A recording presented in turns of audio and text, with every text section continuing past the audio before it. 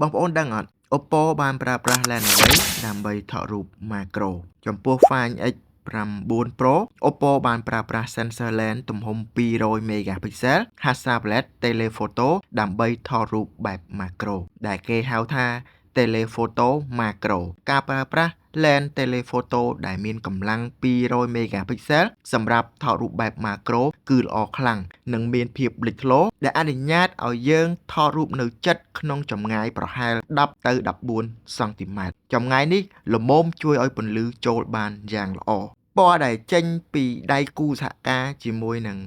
ក្រុមហ៊ុនផលិតកាមេរ៉ាអាជីព Hasselblad គឺមានលក្ខណៈពិសេស Hasselblad Natural Color បច្ចេកវិទ្យានេះផ្ដោតលើពណ៌ដែលត្រឹមត្រូវទៅតាមធម្មជាតិវាមិនធ្វើឲ្យពណ៌ដិតខ្លាំងពេកឬស្រទន់ពេកនោះទេវារក្សានៅសោភ័ណភាពដែលភ្នែកមនុស្សយើងមើលឃើញផ្ទាល់ហើយនេះគឺជារូបភាពដែលថតចេញពី lens telephoto macro នៅក្នុង